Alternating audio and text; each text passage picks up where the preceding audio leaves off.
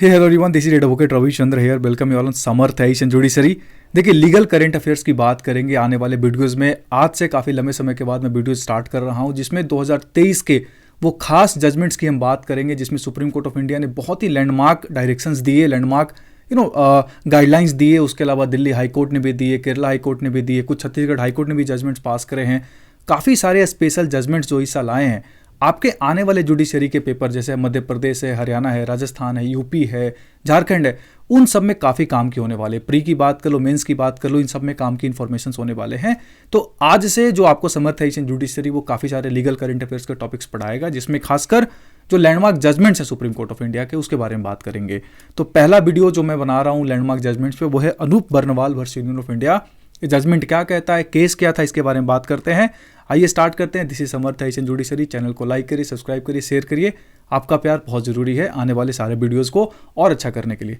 ठीक है, देखिए, Anup Barnwal versus union of India, ये सिर्फ यूपीएससी के पर्सपेक्टिव से ही इंपॉर्टेंट नहीं है, ना ही जुडिशरी की पर्सपेक्टिव से इंपॉर्टेंट है, बल्कि ये हर बंदे को पता होना चाहिए कि करंट गवर्नमेंट और जो हमारा करंट जुडिशियरी, वो उनके बीच में कैसा टसल चल रहा है।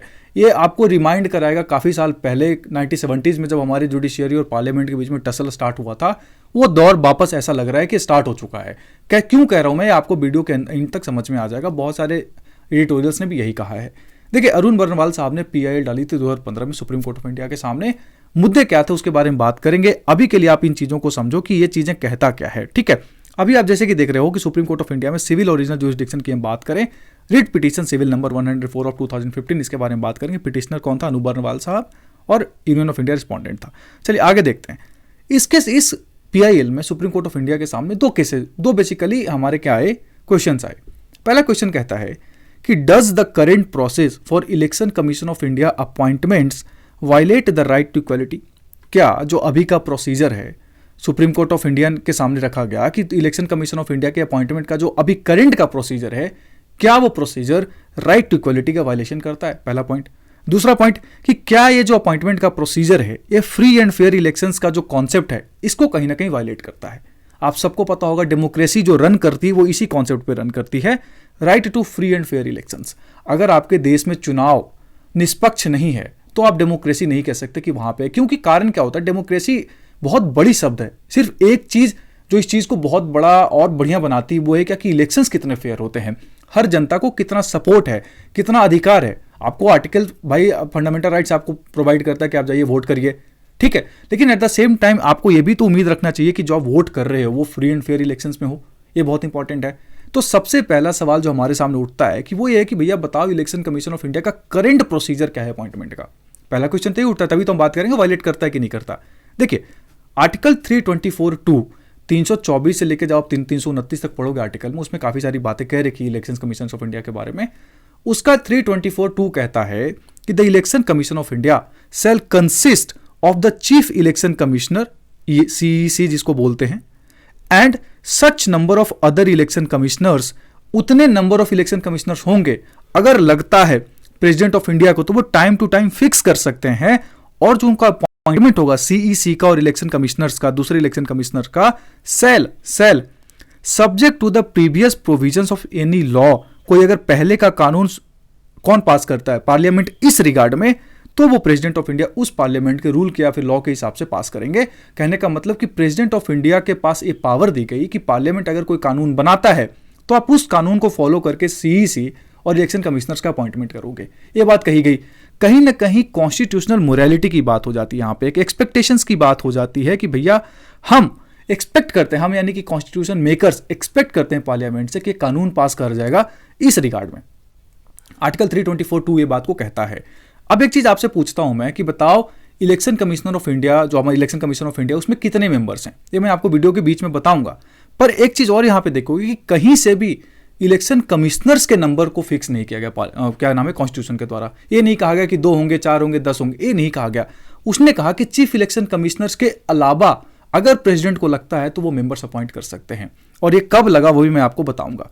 ठीक है, इसके अलावा देखो, आर्टिकल 324 ऑफ द कॉन्स्टिट्यूशन कहता है कि इलेक्शन कमीशन ऑफ इंडिया के पास पावर है superintendence, direction and control of elections. किसके पास? इलेक्शन कमीशन के पास। कोई भी चुनाव है उसका सुपरिटेंडेंस करना, डायरेक्शन देना और कंट्रोल करना किसके पास अधिकार है? इलेक्शन कमीशन ऑफ इंडिया के पास है। आपसे एक सवाल पूछता हूं, इलेक्शन कमीशन ऑफ इंडिया किस किस का इलेक्शंस करवाते हैं हमारे देश में? क्या पार्लियामेंट के जितने भी एमपीज का चुनाव होता है वो इलेक्शन कमीशन ऑफ इंडिया कराती है? पंचायतों का चुनाव इलेक्शन कमीशन ऑफ इंडिया कराते हैं? आप ऑप्शंस के आप कमेंट के बीच में बताओ, अदरवाइज मैं आपको वीडियो के अंत की सारी चीजें बता दूंगा। आर्टिकल 324(5) क्या कहता है उस चीज को समझो। It authorises the president to determine the conditions, service and tenure of office of the election commissioners subject to a law made by the parliament. अगर पार्लियामेंट कोई कानून बनाती है तो प्रेसिडेंट ऑफ इंडिया के पास पावर है कि वो डिटरमाइन कर सकते हैं उन इलेक्शन कमिश्नर्स का क्या भैया टेन्योर, कितने साल तक रहेंगे वो, और उनका सर्विस कंडीशंस क्या होगा। चलिए मैं आपको कुछ जनरल इंफॉर्मेशन बताता हूं। यहां पे टेन्योर क्या है, 65 ईयर्स और 6 साल, दोनों में से जो पहले हो जाए, ठीक है। और एक और इंफॉर्मेशन देता हूं, भारत में जब 1950 में संविधान हमारा चला, कमेंसमेंट हुआ, उस समय भारत में एक सिंगल बॉडी हुआ करती थी इलेक्शन कमीशन के, सिर्फ एक बंदा हुआ करते थे वहां पे इलेक्शन कमिश्नर्स। उसके अलावा वो उनका नाम था सीईसी, वो चीफ इलेक्शन कमिश्नर, उसके अलावा कोई और नहीं होते थे। पर 1989 में क्या हुआ कि हमने 61st कॉन्स्टिट्यूशनल अमेंडमेंट पास करा राजीव गांधी सरकार ने, और 21 साल से करके हमने क्या कर दिया, उम्र 18 साल, राइट टू वोट। अब नंबर्स ऑफ वोटर्स बढ़ गए, तो उसको मैनेज करने के लिए हमने क्या करा, 2 मेंबर्स और बना दिए, यानी कि मल्टी मेंबर बॉडी कर दी किसको, इलेक्शन कमिश्नर्स ऑफ इंडिया को। यानी कि पहली बार 1989 में जाकर हमारा जो इलेक्शन कमिश्नर का जो बॉडी है वो 1 मेंबर से बढ़ के कितने हो गए, 3 मेंबर्स, ताकि ये जो हमने अमेंडमेंट करा था ना उसको मैनेज किया जा सके। पर अगले साल 1990 में वापस हमने क्या कर दिया, सिंगल मेंबर कर दिया। फिर 1993 में जाकर के फाइनली जो आज हमारा सिस्टम है वो सिस्टम चलता है, यानी एक सीईसी, ठीक है, एक सीईसी और उसके अलावा 2 आपके इलेक्शन कमिश्नर्स होते हैं। ये 1993 से चला। पर पहली बार मल्टी मेंबर कब बना था, तो 1989 में। ये बात आपको याद रखना है, 16 अक्टूबर 1989 को पहली बार हमारी इलेक्शन कमिश्नर ऑफ इंडिया की जो बॉडी है वो मल्टी मेंबर बनी थी। ये बात आपको जनरल में रखना। बाद में क्या हुआ, इस 324(5) जो ये पार्लियामेंट को पावर दे रही थी ना कि आप भैया कानून बना दो कि सर्विस कंडीशन और टेन्योर क्या होगा, जो हमने अभी पढ़ा ना 65 ईयर्स और 6 ईयर्स, ये 1991 में पार्लियामेंट ने एक लॉ पास करा, the election commission act of 1991, जिसमें हमने कहा कि 6 साल और 65 साल होगा और ये सिस्टम होगा सर्विस कंडीशंस का। पर 324(2) के रिगार्डिंग जो मैंने आपको पहले पढ़ाया कि अपॉइंटमेंट का प्रोसीजर और मैकेनिज्म क्या होगा, इसके रिगार्डिंग पार्लियामेंट ने आज तक कोई कानून नहीं बनाया था, पर अब बन चुका है। मैं आपको बताऊंगा कैसे। तो यानी कि 324(2) जो ऑब्लिगेशंस कॉन्स्टिट्यूशनल मोरालिटी की बात कर रहा था ना, उसके रिगार्डिंग कोई भी कानून नहीं बनाया गया था। जब तक कि सुप्रीम कोर्ट में केस फाइल किया गया था तब तक नहीं बनाया गया था, और 2023 में जब जजमेंट आ गई तब तक भी नहीं बनाया गया था, पर अब बनाया जा चुका है। मैं आपको बताऊंगा क्या। अब देखो कुछ रीजनिंग्स ऑनरेबल जजेस ने पुट करे सुप्रीम कोर्ट में। 5 मेंबर बॉडी थी, ये बात याद रखना, 5 मेंबर्स बॉडी थी सुप्रीम कोर्ट ऑफ इंडिया के, 5 मेंबर्स के जज थे। पहला बात क्या कहा गया कि फ्रेमर्स ऑफ द कॉन्स्टिट्यूशन ने कहा कि इलेक्शन कमिश्नर ऑफ इंडिया को एग्जीक्यूटिव इंटरफेरेंस से फ्री रखो। देखो एग्जीक्यूटिव इंटरफेरेंस होती है council of ministers headed by PM, ये पार्लियामेंट नहीं होते। उसके अलावा हमने कहा कि जो role of free and fair elections हैं कॉन्स्टिट्यूशनल डेमोक्रेसी में वो बहुत इंपॉर्टेंट है। ये बातें सुप्रीम कोर्ट ऑफ जजेस डिस्कस कर रहे थे। आगे कहा कि ये जो कॉन्स्टिट्यूशनल स्कीम में कुछ गैप छोड़ दिया गया है, उस गैप को फुलफिल करना किसका जिम्मेवारी बनता है, सुप्रीम कोर्ट ऑफ इंडिया का, because supreme court of India is the guardian of the constitution. तो उनकी तो जिम्मेवारी बनती है कि भैया right to free and fair elections uphold हो, और जो सिस्टम दे रखा है कॉन्स्टिट्यूशनल मोरालिटी में उसको भी अपहोल्ड हो। तो ये 2-3 सवाल सुप्रीम कोर्ट ऑफ इंडिया ने रीजनिंग्स के रूप में पुट किए अपने ही सामने। आगे देखते हैं क्या हुआ।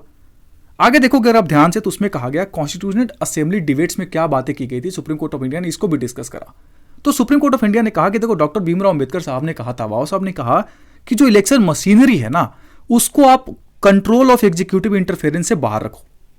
क्यों कहा था उन्होंने, आप इस चीज को समझते हो। आगे कहा गया कि प्रेसिडेंट ऑफ इंडिया को एक इंस्ट्रूमेंट ऑफ इंस्ट्रक्शन प्रोवाइड कर दो, बाबा साहब ने बात रखी थी। पर कई सारे लोगों ने अलग अलग बात करी। कुछ लोगों ने कहा कि नहीं भैया पार्लियामेंट्री सुपर मेजोरिटीज रखो, कि पार्लियामेंट जो का जैसे चाहे वो अपना अपॉइंटमेंट कर सकता है, अमेंडमेंट को रेटिफाई कर सकता है। Professor SL. सक्सेना ने कुछ बातें करी, पर जम नहीं रहा था कुछ। तो फाइनली डिसीजन क्या हुआ कि जो इलेक्शन कमीशन ऑफ इंडिया को एग्जीक्यूटिव इंटरफेरेंस से फ्री रखना है, ये बात तो हर किसी ने माना कि भैया इसलिए रखना है कि सिर्फ और सिर्फ पीएम चाहे और अपने बंदे को वहां बिठा दे, ये जरूरी नहीं है, क्योंकि इससे right to free and fair election हमारा धूमिल होता है। ये बात सबने अग्री करी थी। और दूसरी बात कि आर्टिकल 324 इनैक्ट करो और उसमें कहो कि डायरेक्शन ऑफ कंट्रोल क्या होगा, इलेक्शन कमीशन के पास होगा, और अपॉइंटमेंट का प्रोसीजर का जो पावर है वो पार्लियामेंट के पास छोड़ दो। यानी कि सबने एक उम्मीद करी थी कि पार्लियामेंट एक कानून बनाएगी इस चीज के रिगार्डिंग। तो देखो आज जो सरकार है ना, इसके पहले भी काफ़ी सारी सरकारें रह चुकी हैं, किसी ने भी नहीं बनाया है कानून। मतलब हर कोई अपना बंदा वहां बिठाना चाहता था। ये बात आप सब समझते हो, क्योंकि आज 75 साल बाद भी हमारे पास कानून नहीं था। सुप्रीम कोर्ट ने कहा, मैं नहीं कह रहा हूं, यानी कि कहीं ना कहीं ये प्रॉब्लम तो क्रिएट करती है right to free and fair elections का। अब चीज देखो, ये पीडीएफ पता है 378 पेज का है जो जजमेंट है, या पढ़ नहीं पाओगे, इसमें से कुछ काम की चीजें मैंने निकाली आप लोगों के लिए। उसका कहता है, देखो आर्टिकल 324 कहता है कि appointment of the chief election commissioner, supreme court discuss कर रहा है, और इलेक्शन कमिश्नर्स जो सब्जेक्ट होगा, कोई भी लॉ बनाया गया होगा पर 73 सालों बाद भी ये जो लेजिस्लेटिव वैकम है आज तक फुलफिल नहीं किया गया। सुप्रीम कोर्ट ऑफ इंडिया ने कहा कि 73 साल बीत गए हमारे कॉन्स्टिट्यूशन को आए हुए, और स्टिल हमारे पास पार्लियामेंट ऑफ इंडिया ने कोई भी कानून 324(2) के रिगार्डिंग पास नहीं करा है, जो कहता है कि पार्लियामेंट के पास पावर होगा कि वो एक कानून बना के बताएगा कि कैसे इलेक्शन कमिश्नर्स और चीफ इलेक्शन कमिश्नर्स का अपॉइंटमेंट होगा। इसके रिगार्डिंग कोई भी बात आज तक नहीं की गई है।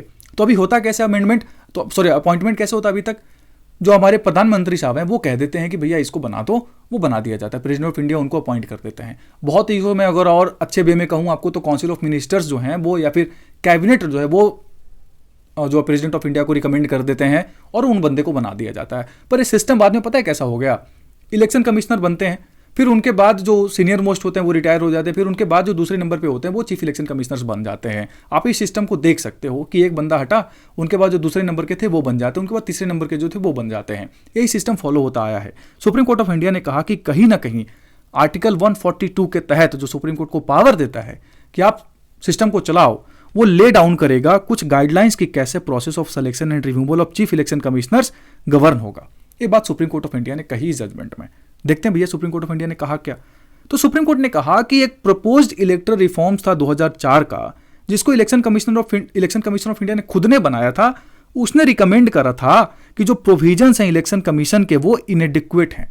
324 के अंदर जो बातें कह रखी वो इनएडिक्वेट है, खुद इलेक्शन कमिश्नर ऑफ इंडिया कह रहा है, और इस बात को रेफर कर रहे हैं सुप्रीम कोर्ट कि 2004 में आपने खुद ने कहा था कि जो प्रोविजंस है वो इनएडिक्वेट है, अभी तक सही से नहीं चल रहा वो सिस्टम, और एक अमेंडमेंट की जरूरत है ताकि जो प्रोटेक्शन और जो सेफ गार्ड है रिमूवल में, इलेक्शन कमिश्नर्स के रिमूवल में, वो उनको प्रोवाइड किया जाए as similar to the chief election commissioners. देखो चीफ इलेक्शन कमिश्नर्स को अपॉइंटमेंट करना, जो आपको सुप्रीम कोर्ट ऑफ इंडिया के जजेस जैसे रिमूव होते हैं वैसे आपको रिमूव कर सकते हैं सीईसी को, पर इलेक्शन कमिश्नर्स को आप कैसे रिमूव करते हो, on the recommendation of CEC. तो बताओ यार, ये तो पार पे नहीं हुए ना। आप देखो सुप्रीम कोर्ट ऑफ इंडिया के जो चीफ जस्टिस हैं उनको आप भाई एक पार्लियामेंट से 2/3 मेजोरिटी से पास करके हटा सकते हो, तो क्या दूसरे जजेस को सिर्फ सीजीआई के कहने पे हटा दोगे? ये सिस्टम सही नहीं था। तो ऐसा ही सिस्टम इसमें था कि सीईसी को तो प्रेसिडेंट ऑफ इंडिया कब हटा सकते हैं, जब पार्लियामेंट ऑफ इंडिया पास करे 2/3 मेजोरिटी से तो हटा सकते हैं, पर दूसरे इलेक्शन कमिश्नर्स को कैसे हटा दिया जाता था, जब चीफ इलेक्शन कमिश्नर रिकमेंड कर देते थे प्रेसिडेंट ऑफ इंडिया को कि इनको हटा दो, तो वो हटा दिया जाता था। ये सिस्टम चल रहा था काफी लंबे टाइम तक। तो 2004 में प्रपोज्ड इलेक्टोरल रिफॉर्म्स में सुप्रीम कोर्ट ऑफ इंडिया ने कहा कि आपने तो खुद ने कह रखा है भैया, तो कहीं ना कहीं आप भी मानते हो कि सिस्टम इनएडिक्वेट है। ठीक है, आगे देखते हैं। और कहता है कि इसी बैकग्राउंड के चलते union ministry of law and justice ने भी इलेक्शन कमीशन ऑफ इंडिया की बातों को ध्यान में रखते हुए 2010 में कुछ रिकमेंडेशन दिया था, जिसमें कहा कि हमें जरूरी है कि 324(5) के तहत जो सीईसी के रिमूवल का सिस्टम है, जो उनकी टेन्योर है, जो उनका सर्विस ऑफ कंडीशंस है, वो सिमिलर होना चाहिए इलेक्शन कमिश्नर्स के लिए भी। पर ये बातें रिकमेंडेशन में ही रह गई सब दिन, कभी कंप्लीट नहीं हुआ कहीं ना कहीं। तो इस बात को लेकर के सुप्रीम कोर्ट ऑफ इंडिया ने कहा कि देखो, जो इलेक्शन कमिश्नर्स का रिमूवल है और जो सीईसी का रिमूवल है और जो उनका सर्विस कंडीशन है, जो टेन्योर है, उनको बराबर करो पहले। तो ये direction supreme court of India ने इस जजमेंट में दिया।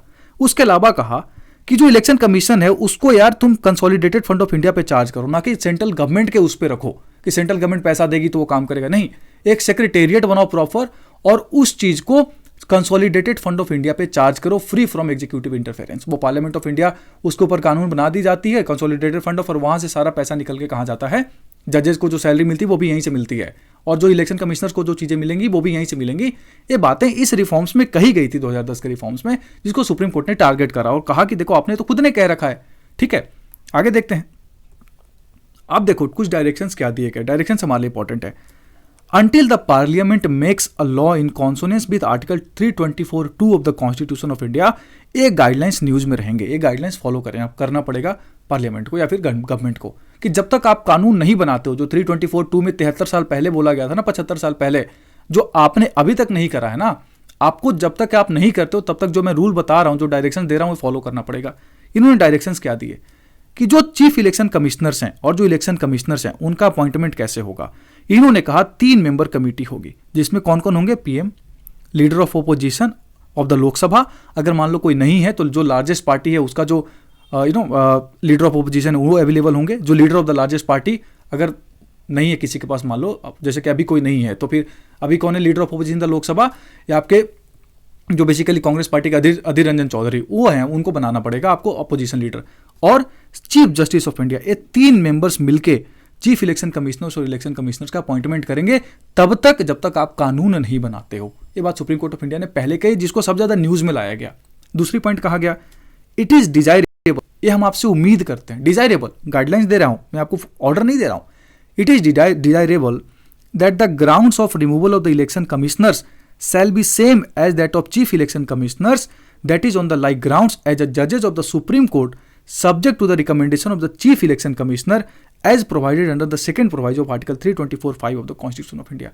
आज भी सिर्फ आपके कहने पे जो हटा देते हो ना, चीफ इलेक्शन कमिश्नर के कहने पे इलेक्शन कमिश्नर्स को हटा देते हो, इससे अच्छा होगा कि डिजायरेबल ये होगा कि दोनों को सेम पार पे रखो, और सुप्रीम कोर्ट ऑफ इंडिया के जजेस को जैसे रिमूव करते हैं ना, और सीईसी को जैसे रिमूव करते हो, वैसे इलेक्शन कमिश्नर्स को भी रिमूव करो। और ये जजमेंट और इस तरह का रिफॉर्म्स आपने खुद ने रिकमेंड किया हुआ 2004 में भी, 2010 में भी, जिसकी बात मैंने अभी आपसे थोड़ी देर पहले करी।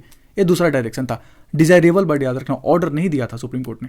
थर्ड पॉइंट कि जो conditions of service of the election commissioners shall not be valid to his disadvantage after appointment. अगर अपॉइंटमेंट के बाद उनका कुछ मान लो कुछ ऐसा कर देते हैं जिससे कि यार गवर्नमेंट को तो खराब लग गया, तो आप उनकी सारी सर्विस कंडीशंस को खराब नहीं कर सकते।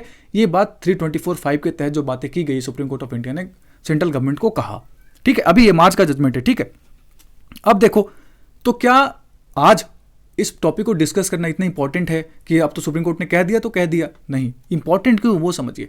73 साल बाद रिवॉल्यूशन आया इंडिया में, 73 साल बाद आज तक 324(2) के तहत जो कमेटी नहीं बनी थी अब बनी है लॉ, जिसका बिल पास हुआ विंटर सेशन में। विंटर सेशन में पार्लियामेंट जो अभी खत्म हुआ उसमें एक बिल पास किया गया था, the chief election commissioner and other election commissioners appointment conditions of service and term of office bill 2023। ये पास हो चुका है पार्लियामेंट से, जिसका क्लाउज 7(1) कहता है कि सीईसी और ईसी चीफ इलेक्शन कमिश्नर्स और election commissioners shall be appointed by president on the recommendation of a selection committee consisting of the PM as the chairperson, the leader of opposition in the house and union cabinet minister nominated by the PM।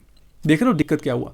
Supreme court ने कहा कि CGI होंगे third person, पर जो नया कानून बनाया गया ना पार्लियामेंट के द्वारा, उसमें सीजीआई को हटा करके किसको ला दिया गया है, union cabinet minister nominated by the प्रधानमंत्री। इस चीज को समझ रहे हो।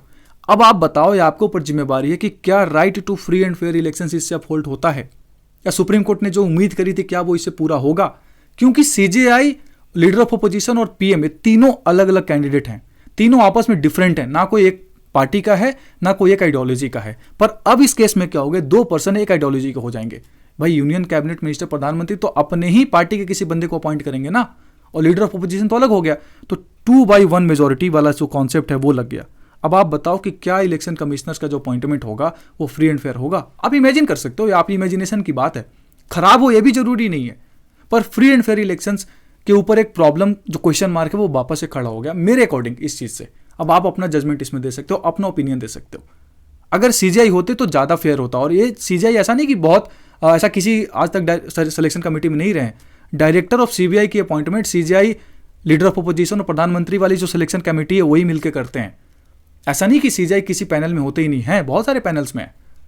पर इसको हटा करके कहीं ना कहीं क्वेश्चन मार्क आपने वापस खड़ा कर दिया। अपोजिशंस ने भी कहा, लेट से आप क्या सोचते हो।